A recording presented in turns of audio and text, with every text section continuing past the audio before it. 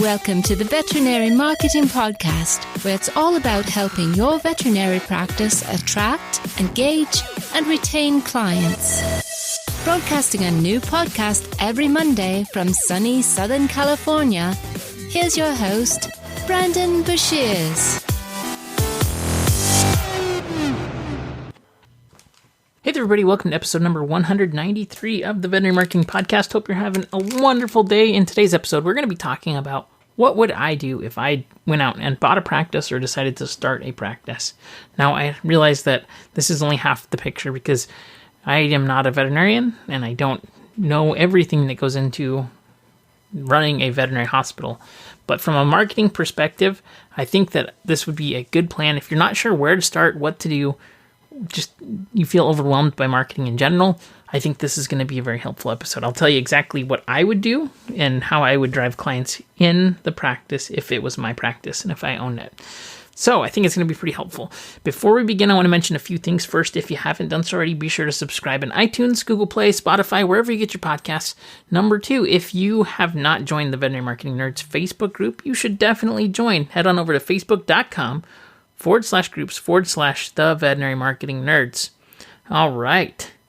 So as we begin today, let's talk about building your marketing for your practice.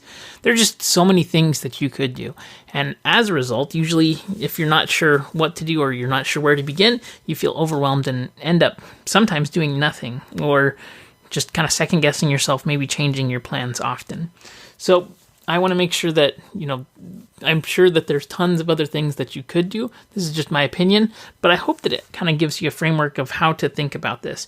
Another thing before I say this is that there's definitely no right or wrong way for everybody, right? You're different, your practice is different, your market is different, and so you need to make adjustments based on these differences.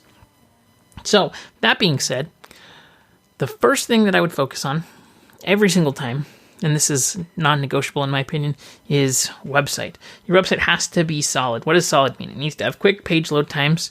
It needs to have contact info and contact options on every single page. It needs to have hours that are easy, services that are great, and then be optimized as best as possible. So I know that's super broad. We're not going to dive into, okay, we need to have these elements in the head sections and we need to have, it needs to work and be easy to navigate, define your ideal target, your ideal client, and help people to take action quickly and easily. So if your website does that, if it loads, if it's good looking, if it reflects your brand well, then I think that you're in a good spot to start. But if I was starting a practice or if I was acquiring a practice, chances are your website is not going to be probably ideal if you're acquiring a practice. And so I think starting there is kind of the core because it's what you're going to be sending all of your traffic to, whether it's organic traffic, social traffic, or if it is paid traffic. So that being said, it needs to be really, really solid. It needs to be simple and easy. And one thing that is definitely true of digital marketing is that the more complexity that you have, the more difficult it is for people to take action. So you want things to be simple. You want people to take action on every single web page that you have. You don't want to have to go to the contact page to go out and request an appointment. So I think starting there is important, and it's what is going to help you to kind of drive all of the next kind of conversion events that we're going to be talking about. But if that's not set up and properly and it's not in place, then sending traffic there is going to be wasting money. So that needs to be congruent. And then on top of that, you just need to make sure that number two, all of your social channels, all of your listings, all of your Facebook, Instagram, everything is consistent across every single platform. So any place that you have a footprint, it needs to be consistent so that people know who you are. They need to know that they're in the right place and that there needs to be no confusion across those things. Those are super basic, right? But very important. So your Google My Business needs to be set up. You need to have it set up with the right logos and website and office hours, and everything needs to be set up. Your Yelp listing, if you're going to do a Yelp listing, and I would do a Yelp listing, even though I hate Yelp, I would still do one just because I would want to have exposure there. Facebook pages, Instagram pages, YouTube channels, social channels that I am going to be doing digital marketing on. All of it needs to be consistent so that it seems like you're in the right place when you're at each section. So those are the two things that I would start with. The number 3 thing is going to probably surprise you because this is not digital marketing necessarily related, but it is marketing and sales related. And I said sales. A lot of people in the veterinary industry don't like the word sales. But here's the thing. The front desk staff, they are actually in a sales position. When somebody calls up, they are essentially telemarketers. They probably don't want to hear that, and that's okay. And you don't have to call them that. But I would say that they need to have an exact call script. And this is where things sometimes will fall apart with practices where we're running traffic, we're getting call activity, we're getting click activity.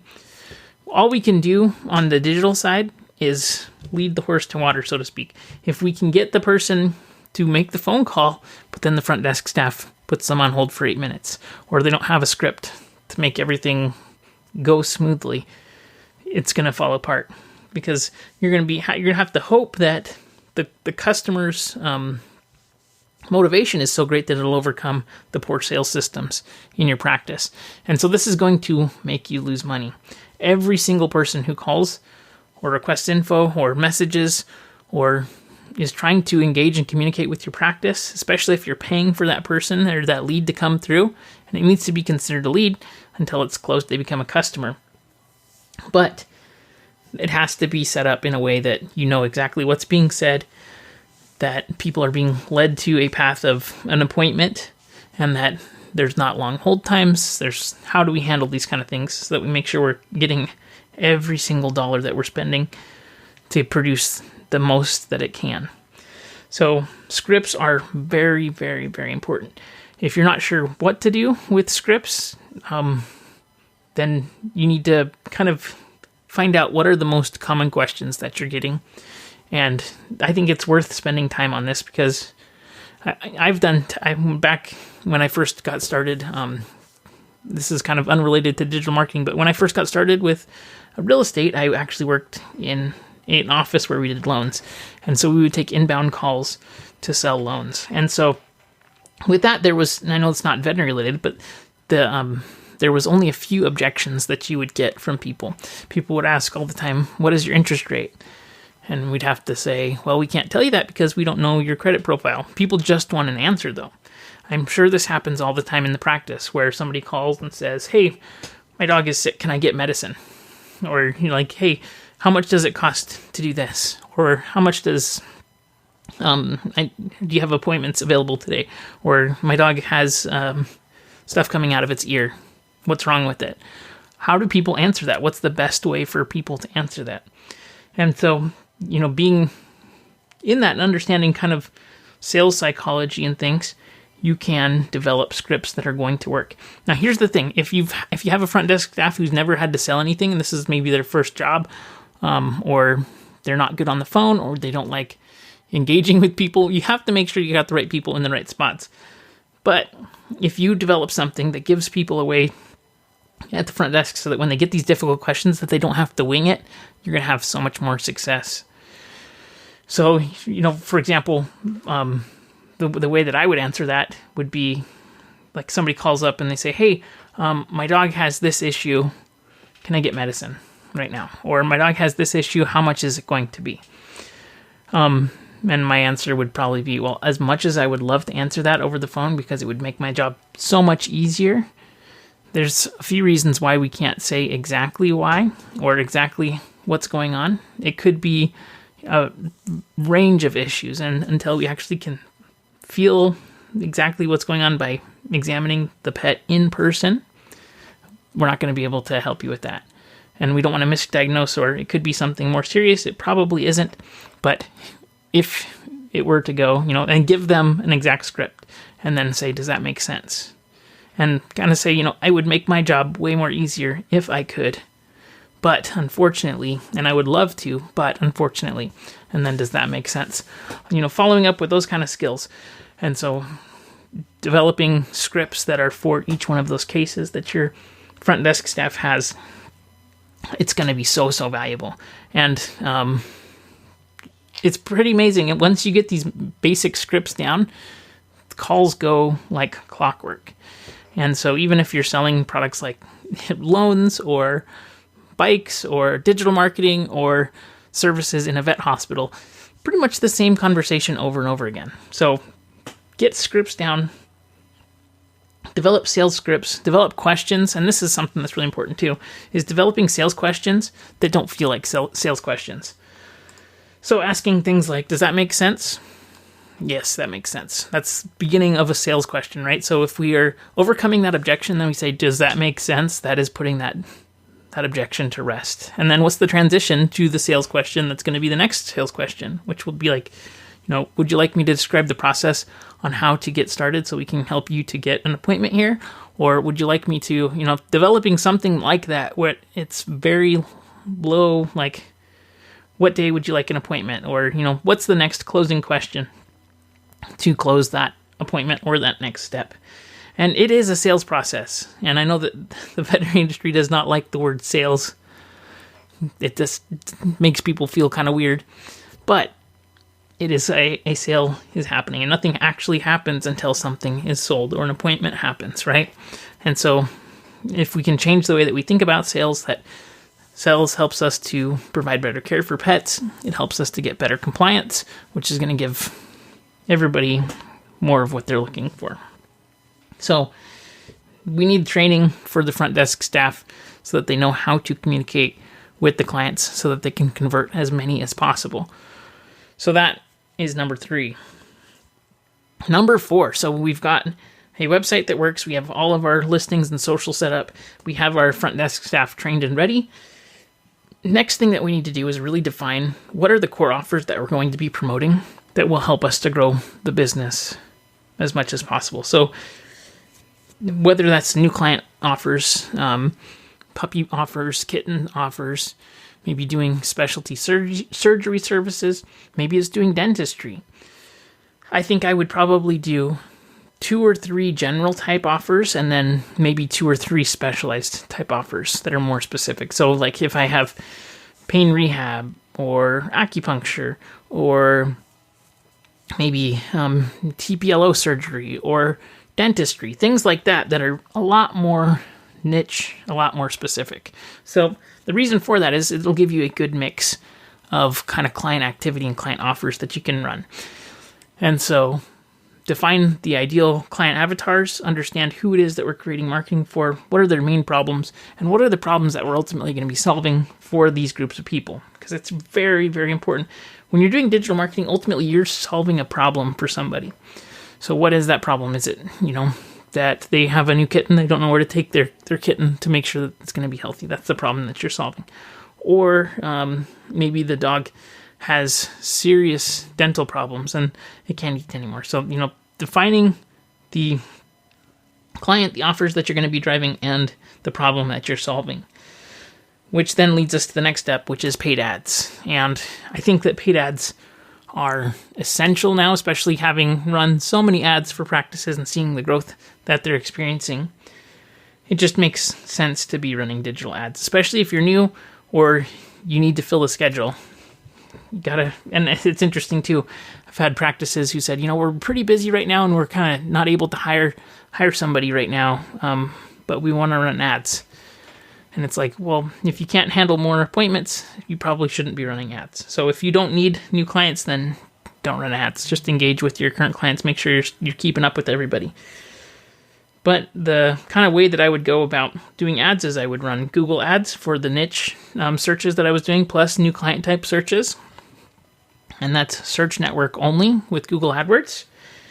Then I would do Facebook ads. I would have content based awareness ads that are running to specific zip codes and areas and radius around the practice. And then I would follow up with offers for people that engage with my content on Facebook. So it's a 2-step process on Facebook because we don't have intent. So content would be segmenting. We'd be re-targeting and re-engaging that segmented audience with offers. And then we have Google Ads that have the intent behind it, that are geographic based and targeting those types of specific offers that we're trying to drive into the practice. So those are two ad placements. The other ad placement that I would do, and the only reason, well, one of the reasons why I do it is because you can get amazing cost on your ads, and it's someplace that is not very common, which is YouTube. I would run YouTube ads for geographic radius around the practice with they called in-market segments. So YouTube is different from other ad networks in that they give you different kind of segments of people based on their activity on the web. So for example, you could target people that are pet owners, or that because they are targeting and tracking with Google Analytics basically everybody's browser behavior, and so they know that people that were on Petco and Chewy.com and looking for pet products on different sites, they know that data, and so that's called an in-market segment. There's also what are called affinity audiences too. So based on their activities, like on YouTube or something, if somebody's searching around for dog training or like pet-related type things, they then say this is likely a pet owner. So those are two good audiences to be using on YouTube ads. And people and practices typically don't do YouTube ads, so it's easy to get that tracked, and it helps you to stand out. So that would be another way that I would drive clients in. So I would highlight a lot of things that would be visual with YouTube because you're showing with a video. So instead of telling people with text ads, we're showing people with YouTube ads. So whether it's the dentistry suite that we're going to be showing in the practice, and talk about the things that you don't realize when you have a pet that has a healthy looking mouth, but then the radiographs show all of these problems. Why is it so important that you're doing preventative care for dentistry, or whatever it is? It helps you to just show people why they need to come in, and seeing is believing. People take in most of their information seeing, so the more you can show them, the more likely they'll be to come in. So that would be the ad structure and strategy that I'd have, and I would put those out as soon as everything else was in place. Now, on top of that, I would create a weekly content schedule. Well, I'd go out and write out a probably 4-month content schedule. It seems like that's enough time to structure my offers, have content that is strategically placed in between those offers, and then use that content for Facebook, for YouTube, and for Instagram, which is the social channels that I would spend all of my time on as a veterinary practice. So Facebook, Instagram, and YouTube, for sure. As I was going, and especially during slow times, that would be when I would be creating content like crazy. So tons of video, tons of pictures, just live streams, content. Build it around the offers that we're running. I've done episodes in the past where I do what's called a 3+1 content strategy, where you have 3 weeks of build-up for a specific subject with different topics and different angles, and then 1 week of strictly selling with the content is selling, and then a new offer after that. I'll give you an example. So like if, let's say we're doing nutrition type stuff. Number one, we can talk about, like week 1 can be different types of diets based on age of pets. Week number 2 can be different types of diets based on breeds of pets. And week 3 can be different types of diets based on lifestyle and activities of pets for healthy life. And then talk about, there's just so much more, right? So we're taking one topic, which is nutrition. We can create an offer around that. Maybe with every wellness exam, you get an in-depth nutrition consultation, and you'll get a nutrition plan for your pet so they live healthy, happy, and it's ideal based on exactly what's going on in your pet's life, right? That's the offer that you're going to be promoting to throughout this 4-week period. So week 1, we're talking about age. So puppies up to senior pets. What's the difference? Why can't puppies eat the same food as senior pets? Explain this. Explain, all of the different nuances that are involved with that. And then talk about different types of dog food diets, especially trends that you see that maybe aren't real, right? I'm not legitimate, things that they need to avoid. So you just go and you take the topic and you look at it from different angles, and it helps to build and segment your audiences, which then you're going to show offers to. So this is super important, I think, to help you to stand out, to be a trusted source, and also just to get specific enough that you can find the different audiences that you're going to want to be reaching out to. So let's heading back to step number 4, where we're defining the offers and the clients. So we need to know who those are. We can't skip that step. So once I have that weekly plan, I would batch out work. I would probably do work during slow times, or I would at least set one day a week where I go out and create that content. I think you could create enough content for an entire week in probably an hour or 2 hours. It depends on how kind of detailed or how fancy you're going to get with the content, but you have to definitely schedule time for it, or it won't happen. That's for sure. And then after all that is set up, I would build out email sequences and then just continue to create content. And hopefully it would be content that would be evergreen content, and hopefully it would be email sequences that would be evergreen sequences. What I mean by that is welcome email sequences, different segments. So as I go through and I create content, let's say around nutrition, I'll at the same time, have an outline of the content that I'm going to be putting out and making videos about, and I just turn that video into written form in an email, and it's driving to that offer that we're talking about. So reusing and repurposing the main ideas and kind of the outlines of content for email, and then having those set up inside of probably ActiveCampaign is what I would probably use if I was a veterinary practice, or MailChimp at the minimum, but probably ActiveCampaign.